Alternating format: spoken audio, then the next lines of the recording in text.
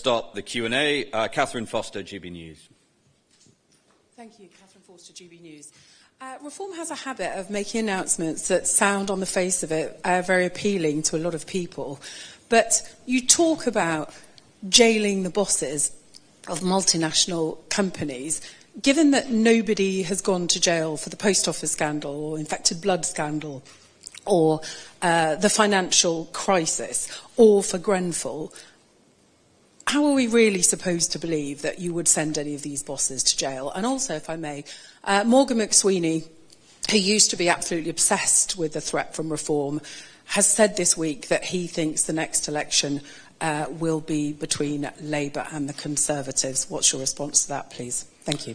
OK, so Morgan McSweeney, it's always been fascinating that people keep telling me how smart Morgan McSweeney is. I think the entire reign of Keir Starmer is evidence to the contrary, so I would pay little attention to that. In terms of the previous track record of governments in Britain prosecuting people who should have been prosecuted, especially very rich and powerful people, the catastrophic failures of the Tory and Labour government should not be a reason for you to doubt what reform can do. In fact, it's why reform are where we are. The British public are sick and tired of it. So what it comes down to is passing the correct legislation and then making sure that we're actually serious about doing those things. I mean, listen, we would rather, if you gave us a choice between putting every fat cat executive in jail and ensuring there were no illegal migrants working in Britain, we choose no illegal migrants working in Britain. What this is going to do is create a similarity in regime between serious financial crime, in terms of making it strict liability, and hiring illegal migrants. Even, for example, the cost, just to get ahead of a question that might come in about the costs of this, yes, we are talking about significant increases in costs for agencies, for police to ensure that we can do the things we're saying. But we're also talking about a massive, punitive fine regime. And what we will do is allow these agencies to keep the fines that they generate, aside from the money that goes to the people who gave them tips, if those came in. That's a very similar regime to the Financial Conduct Authority, for example, which is reasonably good. It's bad at many things, but it's actually reasonably good at cracking down on financial crime. Damien from BBC. It's Yusuf over here. Damien from BBC. Can I ask a couple of questions about the practicalities you're talking about? You talked there about having combined teams which would have the power to enter somewhere, it seems without a warrant, seize people and issue a deportation order with no question about how that could be, that would not be followed through. How are you going to ensure that there aren't mistakes, that people aren't seized and deported who are mistakenly being deported? We've seen that in the US with the ICE force. So how's this going to be any different to that? You also you make it sound tough about licences and saying people shouldn't be allowed driving licences. They're already not allowed beyond 12 months in the UK on a foreign licence. Whether it's some you can swap directly, some you can get a provisional licence. It's only EU countries that you can drive for longer in the UK than 12 months on a foreign licence. So isn't that just sounding tough? But unless you're going to target EU citizens, you're not really making a difference there. And sorry, can I just ask one other question? Go on. I mean, there's been a lot of talk this week about a possible pact or something with Restore Britain. Can I just ask you personally? I mean, one of the reasons for the falling out, I think, was that Rupert Lowe, there was a report made or an accusation made that he had threatened you specifically. And that was one thing police followed up. He's asked that differences are put aside. Will you put that aside? And do you think that's worth doing to have a pact? OK, so in terms of how do you ensure mistakes aren't made, the key is making sure that these agencies are operating with the correct data. OK, so part of the premise of your question is, well, if you're going to do things quickly, that might mean mistakes are going to be made. OK, that's the underlying premise of your question. And I would respond with the only way that would be true is if somebody was making decisions with either insufficient data or incorrect data. Now, the policy we've announced today comes in the context of policies we have already announced, including an all-new legislative regime for immigration, namely what me and Nigel announced last summer, Operation restoring justice. So for starters, they will be operating with data from a host of agencies, and by the way, bringing together data including from places like HMRC and the NHS too. We will focus all of the state's resources on tracking down every single person in Britain who is here illegally, which is a gargantuan task, and that's really important to say. The second thing is, one of the reasons why there's almost no instances where somebody, commits a crime, for example, which should result in their deportation, and them actually being deported, is because of endless lawsuits, endless resistance from a judicial perspective, and we are going to clear the decks legislatively to make sure that that doesn't happen. Now, if your question to me is what happens if someone is, there's a mistaken identity or something, well, we've no interest in letting that happen. We won't let that happen. On the exceptionally rare instance that it does happen, we would obviously correct that very quickly. But that's not what we're talking about. Currently, there's almost no enforced deport. It's actually astonishingly difficult. I mean, there are cases I could name for you where British women have been raped by foreign nationals, and the British state is incapable of even deporting them. So what hope do we do of someone running a vape shop? In terms of answering your question about the license, the driving licenses, that's an extremely complex legal regime. And again, I would go back to the point, what is the level of enforcement? There are so many laws and rules and regulations in this country that, yes, they may exist on a statute book somewhere, but either they get overridden by a law that is perceived as superior, for example, the ECHR, or the elements of the ECHR which were embedded into British law by Tony Blair. These are all things that a reformed government would undo. In terms of the point about Rupert and Restore, look, my feelings towards Rupert pale into insignificance relative to the mission to turn around the country. There are tens of millions of British people who see the country we love slipping away from us, the country we were born in and raised in slipping away from us, who want secure borders, who want the mass deportation of illegal migrants, who want severe criminal penalties for those who contribute to the undermining of British workers. I could go on. So I think that's what we should focus on. Rob Powell. Yeah.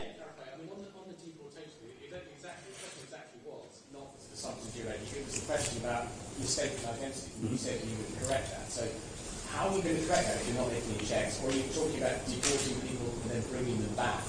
Yeah, so what we will ensure cannot happen. So again, we've got to look at what the current situation is, right? Rather than ask a hypothetical about a 0.001% likelihood scenario. So what currently happens, as I said, is the British state cannot even deport people, foreign nationals, who have come to this country, overstayed their visa, or come in many cases, on a small boat illegally in the first place, and committed the most despicable and grave crimes imaginable. Why? Again, because of all of the things we're aware of, the ECHR, and then many of those aspects of the ECHR that are also embedded into British law, which is why simply leaving the ECHR is not enough. Okay? So that's the first point. We will ensure that we have the correct identification of these people as we lay out in Operation Restoring Justice. We're going to work with foreign countries and their embassies to help us do that. We will also ensure that they will never, so if you are in the country illegally or you came to the country illegally, you will have no ability to appeal based on the merits of your asylum claim, because your asylum claim will be rendered null and void by virtue of the fact that you came to Britain illegally, which is what should be the case given the Immigration Act of 1971. It's just that, as I said, Tory and Labour governments have just decided not to enforce that. Okay?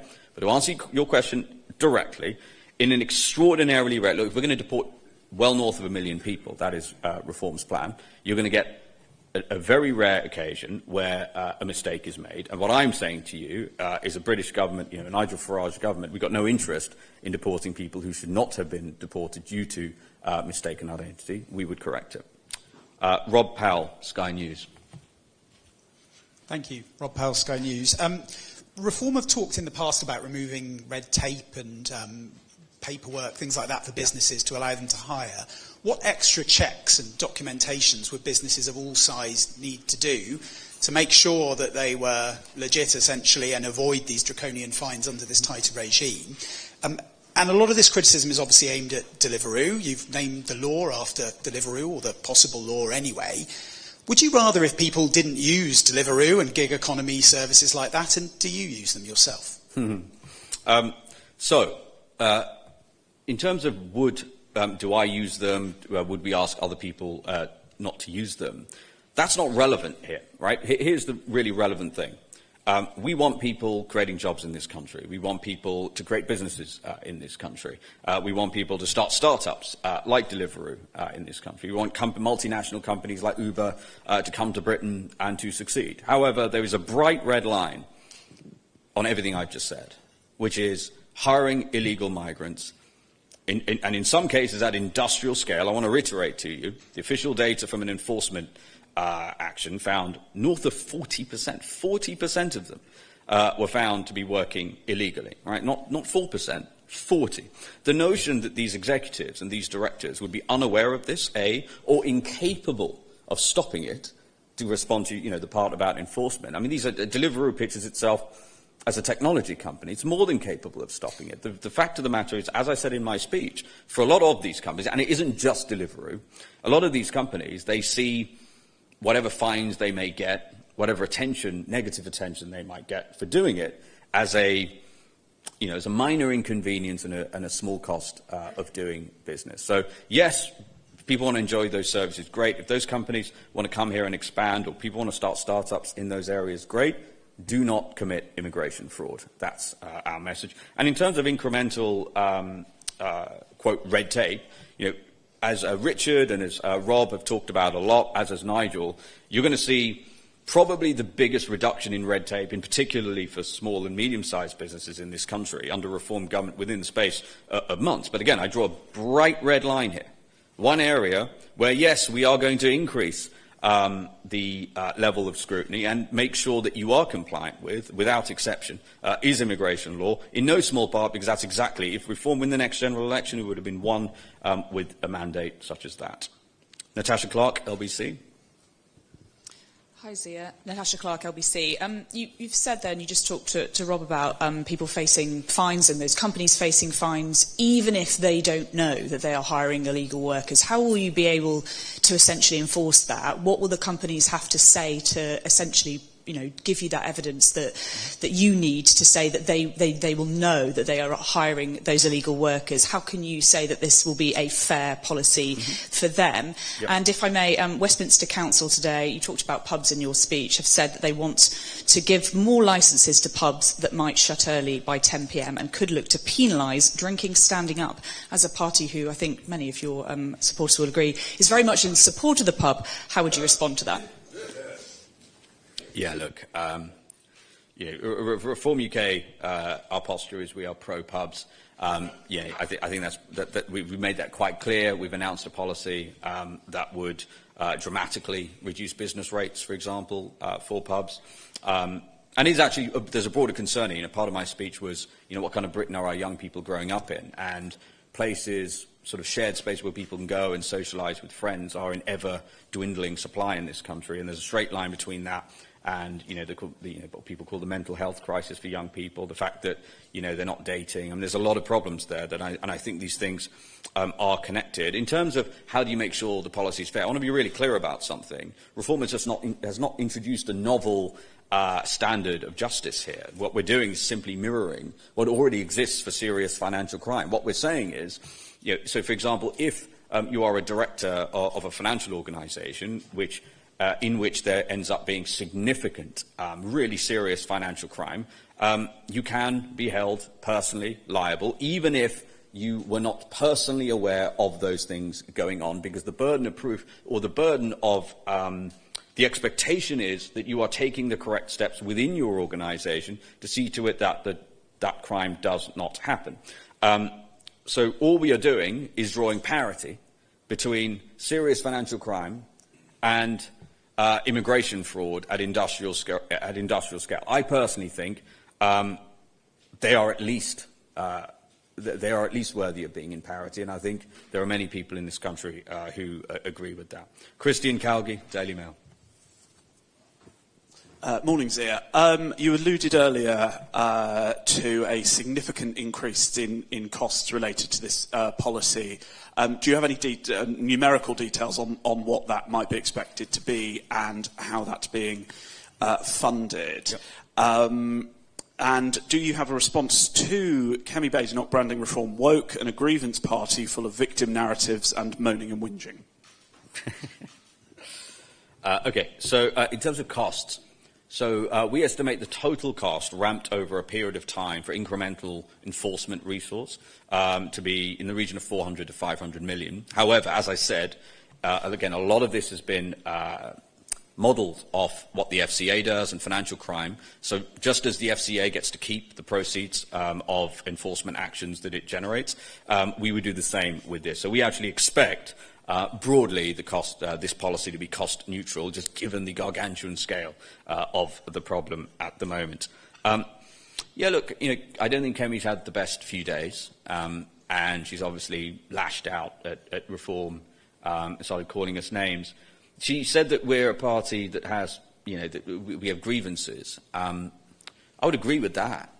We do have a grievance. We have a grievance with the fact that they spent 14 years lying to the British public. They said they'd reduce legal immigration down to the tens of thousands, left office with that number at 1 million, shipped in 1 million people growth, 6 million people net, built 400 prison places net to cope with that, and then has the gall to go on telly with victims of serious crime and complain about early release when they released tens of thousands of people early, including people who committed serious crime. They allowed 130,000 illegal migrants to come here by boat. I mean, Chris Philp went out to the Channel to sort of go and point. I mean, that's sort of I think there's terms in criminal psychology about people who go back to the scene of the crime in some sort of odd display of narcissism. I mean, the Tories are responsible for the majority of the illegal boats that have come to this country, the majority of the illegal migrants, and everyone who Chris Philp filmed and interacted with were basically travelling a trail that he had created for them, even his interactions with the French. No British government has paid the French more to stop the boats than the Tories.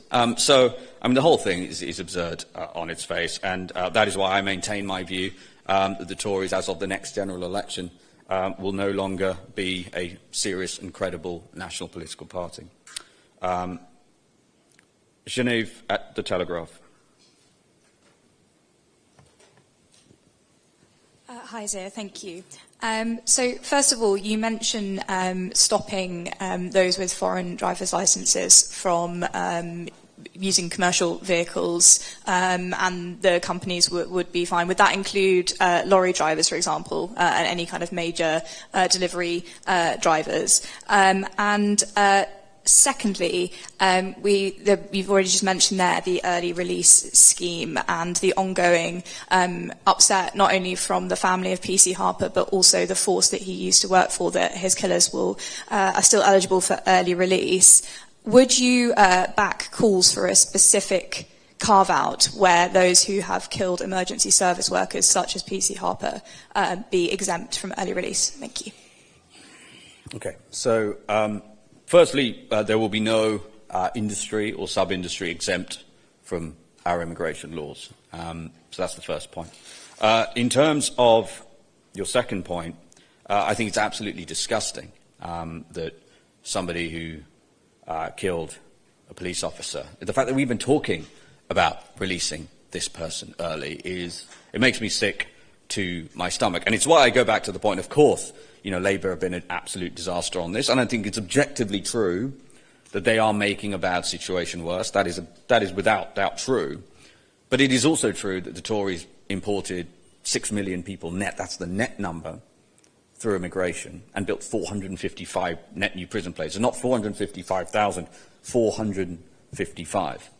Okay, so no, I'm not going to call out for a carve out just for that small sliver. They should never be allowed out. As you're going to hear from us in the coming week, we will have far more things to say about this. We think the concept of people who commit serious crime, rape, murder, of anybody, the idea that these people should get to leave their jail sentence early is totally unacceptable. It is against everything reform stands for. But we'll have more to say on that in the coming week. Michael Knowles at The Express. Thank you, Zia. You mentioned potential rewards for people that effectively tip off the authorities about dodgy businesses. How much are you looking to potentially pay people for doing so. And I think you touched on your answer to Natasha, but the Prevent statistics this morning show a sharp increase in children being referred to for alleged extremist views. Why do you think that is? What's sitting behind that data? So, in terms of the percentages, again, we looked at regimes like what the SEC does in America. And so what they have created a regime in which they've created a very strong incentive. Essentially, it's an uncapped commission program in America if you tip them off to serious financial crime, where they are able to generate significant fines from that as a result of criminal conduct. So in terms of the exact percentage, that will be in the final legislation that we pass. We're going to look at what the SEC have done. If you look at that, that's going to be a sensible ballpark. In terms of Prevent's data, I mean, the first thing I would say is, look, Prevent's totally unfit for purpose. I'm deeply skeptical of any data that Prevent is putting out, because as I talked about in my speech a few months ago, if you look at Sir Shawcross's report into Prevent, and when I read that document, I was sort of taken aback. I mean, he said that Prevent had a, quote, institutional hesitancy to investigate Islamist extremism, which for a body that's supposed to be the first line of defense against terrorism, and given that the vast majority of MI5's caseload is Islamist terrorism, I genuinely cannot think of a worse indictment that you could give of an organization. It has essentially become a glorified social work program, which is why, many, sadly, several high-profile savages who have gone on to commit brutal mass casualty attacks were on Prevent's radar, and nothing was done about it. So that would be the first thing.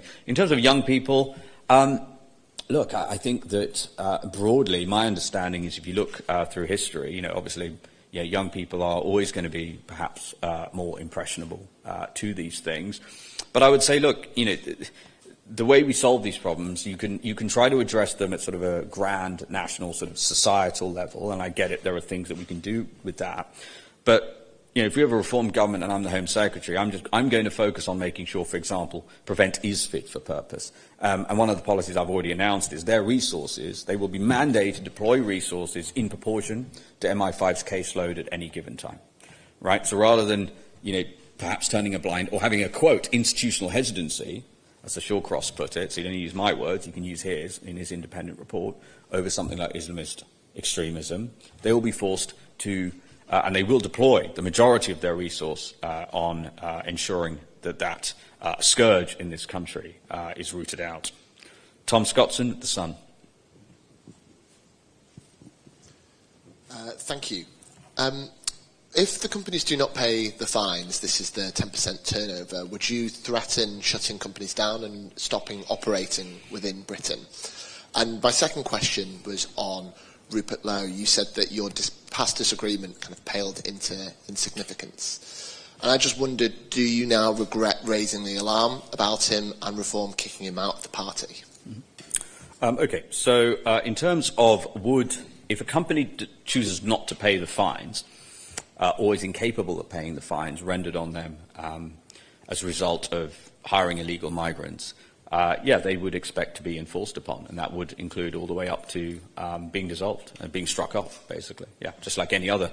It would be just like if they didn't pay their taxes. And again, it's interesting that you are. I always find it fascinating as someone who came out of the world of business that these questions are asked, because it is clearly the case that in areas like immigration and other, but again, whether it's the driving license regime, there are laws that exist that just simply are not enforced. Whereas, again, anyone who's run a business, if you will know that you don't really get very far if you don't pay your tax.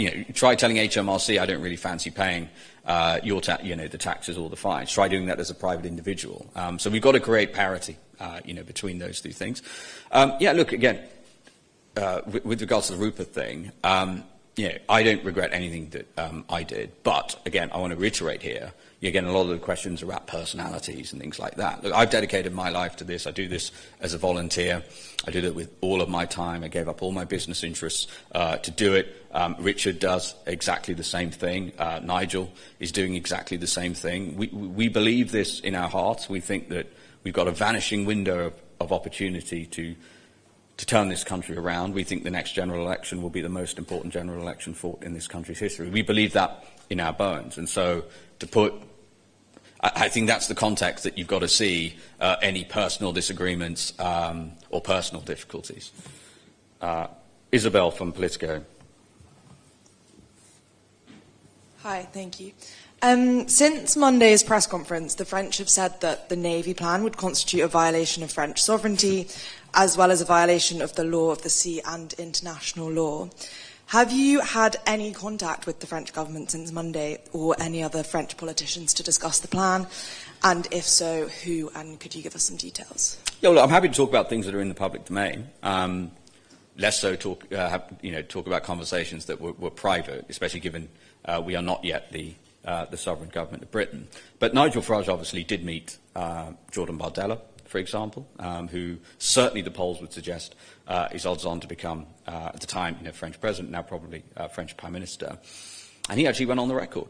You can go and look it up. He said that he would be very open to the idea of a Farage government returning boats back to France. So that'll be the first point.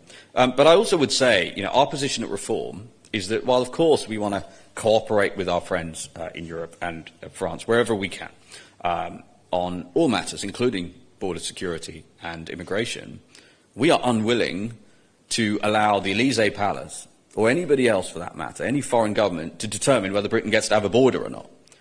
And we've got a really strong view on this. So it is up to the British government to ensure that we have a border. And what was really interesting when I read that statement, I kind of laughed, because here's the French government coming out and saying, we're going to stand up for our sovereignty. The French government, the Élysée Palace, saying we're going to stand up for French sovereignty. Well, what about Britain's sovereignty? And I wouldn't expect the French government to care about that. They clearly don't. I would expect, call me unreasonable, I would expect the British government to care a bit about our own sovereignty. So north of 200,000 illegal migrants have left French shores and come to Britain. You'd have seen, I know it was a former Tory minister who shot the video, but the French authorities ushering them onto boats, explicitly saying on video that they've been told to basically let them go. And this isn't just about basically an invasion of north of 200,000 people in the space of 8 years. It is the composition of these people. Most of them come from Iraq, Iran, Syria, and Afghanistan. The fact that we know nothing about them, and the risk, let's call it the stochastic risk of what could happen as a result of them coming. So we already know some have come here illegally by boat from France and savagely murdered British citizens like Rhiannon White, who was working in an illegal migrant hotel and was stabbed 23 times with a screwdriver by a Sudanese man who, again, came here illegally by boat. We know that some of the people leaving French shores and coming here illegally, presumably under the watch of the French authorities, as we saw in those videos, have gone on to attempt mass casualty terrorist attacks in this country. Again, that's not a hypothetical. We know that that has happened, and the only reason those mass casualty attacks did not succeed is due to the brilliance of our security services. So I fully expect France to put out statements, maybe bombastic statements, reiterating the importance of their own sovereignty. When was the last time we had a British government doing the same on behalf of the British people? We're unwilling to accept that any foreign country gets to decide whether Britain has a border. And I also want to address, we have said, look, we would much rather that the French cooperate with this, right? But make no mistake, we do envisage a scenario in our document, in Operation Fortress, in which they don't. And what we have said is Royal Marines will return the migrants that they pick up off those boats attempting to come to Britain, every single one, and take them back to the shores, the very shore that they left in the morning in France. And, I think it's very important. I saw Andrew Neil sort of quote tweeted me saying, this is, quote, bonkers. Right? Now, I get it that if you're someone like Andrew Neil who's been basically analysing British politics for decades, you assume no British government can do anything of any sort, right? But I will say this. Number one, I think it's absolutely bonkers to allow the status quo to continue. How many need to come illegally before we decide our armed forces are necessary? Is it 1 million? Is it 2? Is it 5? There must be an answer. But also, he basically said what would happen is the French would respond with their armed forces and talked about the relative size of the French armed forces versus ours. So what Andrew Neil and others who are making such an argument that the French would respond with some kind of, with some sort of threat and prevent those boats making the shore, we've got to understand what they are proposing the French would do. They are proposing that the French would threaten and push back out into choppy, high tide waters a boat which is full of innocent civilians with a couple of Royal Marines on board. Now, make no mistake, not only forget about laws of the sea, that is a crime against humanity. And I am not President Macron's biggest fan. I think there is no chance that he would do such a thing. The reality is, there is a reality in which they're not particularly happy and we have a big diplomatic row, for sure. That, we fully accept that, but that's what it would be. Some comparison about the size of our relative size of our armed forces is absolutely ridiculous. And the final thing I'll say about this, again, coming from the world of business, if you're looking at something that has just been a massively persistent problem for a business or an industry for a prolonged period of time, you don't solve that problem with tinkering, with increments. You solve it with a significant step change and out-of-the-box thinking, which is exactly what the reform plan would deliver. And Chris from the Press Association. Thanks, Chris McKeon, PA. I also wanted to ask about Monday's announcement, given that we know the Royal Navy struggles to meet its existing commitments, and the offshore patrol vessels you're thinking of using already have a lot to do defending Britain from Russian activity around our waters, protecting fisheries, protecting the Falklands, a few other things. So, specifically, which of the Navy's existing commitments are you thinking of abandoning or scaling back in order to implement this policy? Okay. Really easy way to answer that question. Again, I'm fascinated to see that there are many, particularly in the establishment talking heads, saying, our Navy's has already got a lot to do.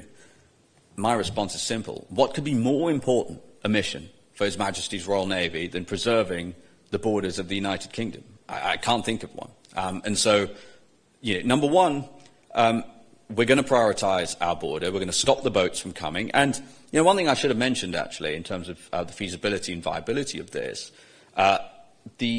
one of the only people in the world, certainly one of the only, maybe the only world leader in the world, who can say that they stopped a small boat illegal migrant crisis, former Prime Minister of Australia, Tony Abbott, has come out and endorsed our plan and said not only can it be done, he has said that it must be done. And so I would place a higher weight on somebody who's actually done the thing than a bunch of, theorists and technocrat talking heads who have actually never delivered any, from what I can tell in many cases, delivered any positive result in any endeavour they've been involved in.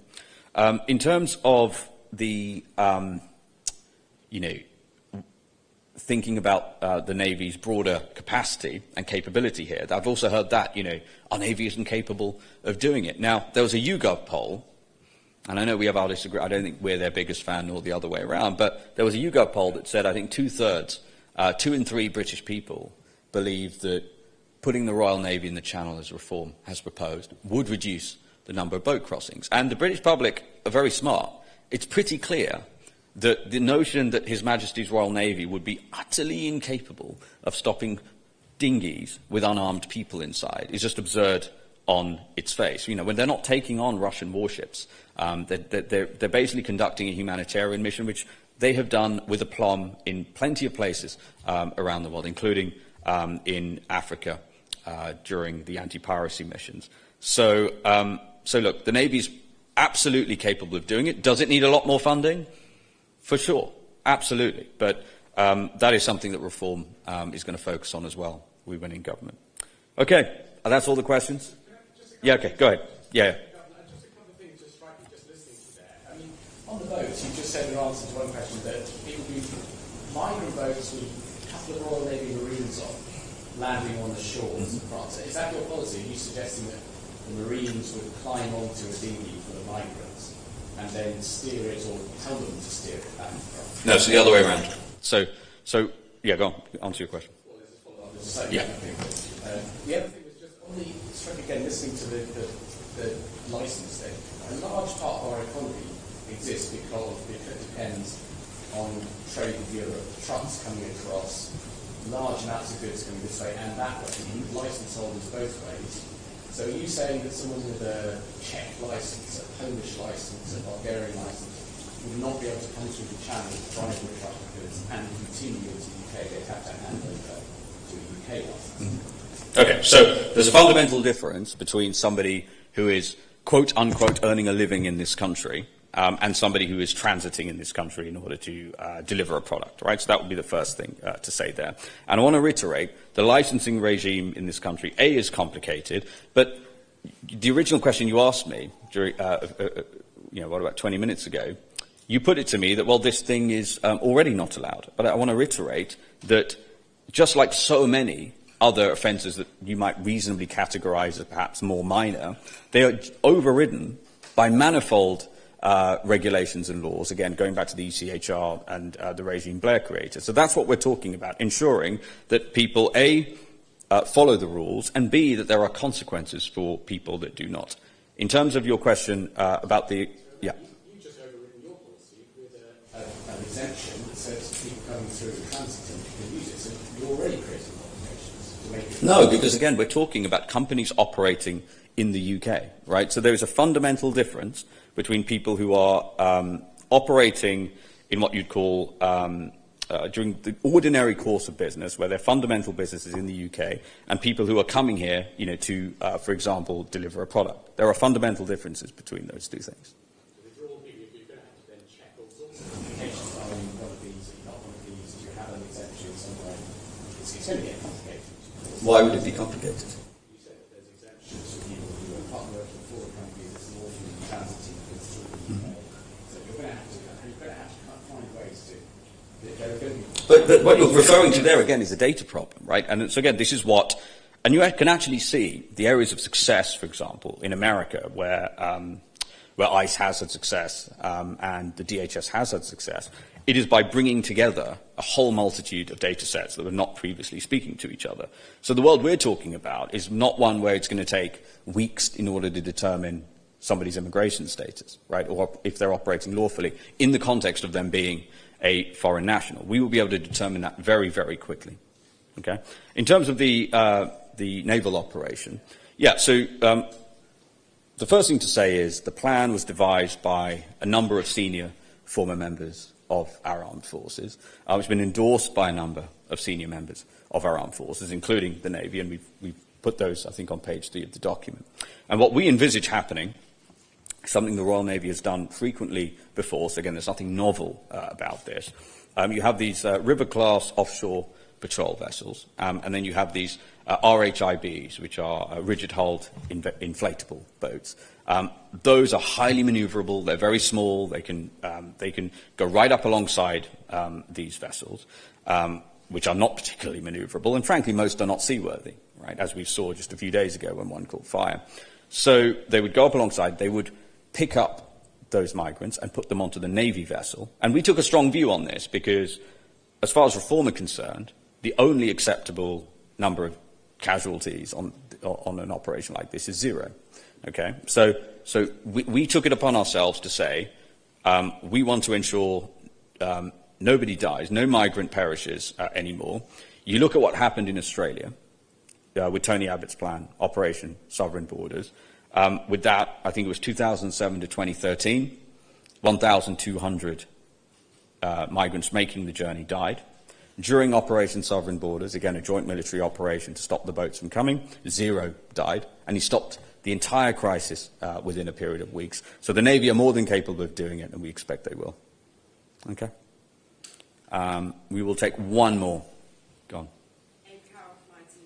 Yeah.